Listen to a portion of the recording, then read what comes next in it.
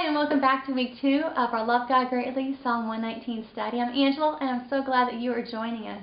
Last week we had started off our psalm study, and we saw at the very end of our study on Thursday that the psalmist had some rulers who were slandering him. And today is kind of where we start off, where he's crying out to the Lord, and he's saying, Lord, my life is laid low in the dust. You know, I'm hurting, and these people are saying these terrible things against me, and Lord, just help me.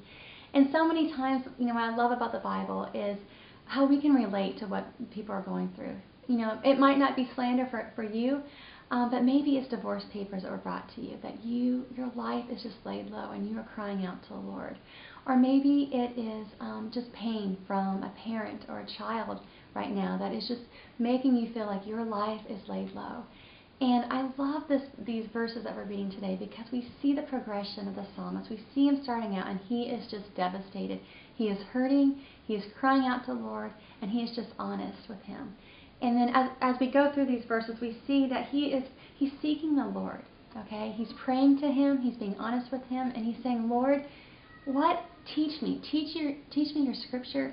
Help me to understand. Help me understand your word and understand the situation, why you've allowed these people to do this to me, why you've allowed me to walk in the situation. Instead of saying, fix it, make it stop, he says, teach me, Lord. Teach me. Help me understand. And I love how he brings the Lord into the situation. He doesn't strong arm him and just say, I can handle this, I'll do this my own. He's honest with him, and he cries out to him, and he says, help me understand. Teach me, I'm willing to learn. And at the end of verse 32, what do we see? We see that he says, I run in the path of your commands, for you have set my heart free. Did God completely change the situation? We don't know that yet.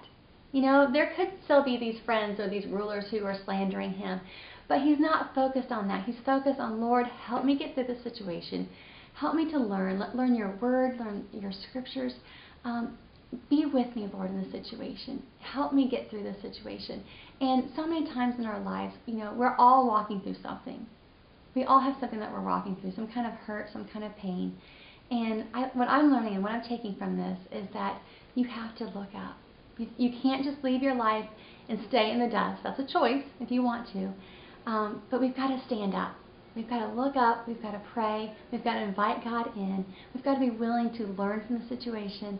And then we've got to move forward. And what we see is we've got to trust God with the situation. The psalmist is trusting him with the situation. And by trusting him, he is set free. And not only just set free, but he is set free in freedom and to run and to enjoy life again.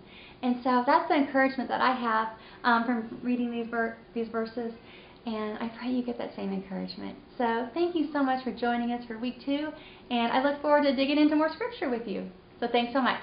Bye-bye.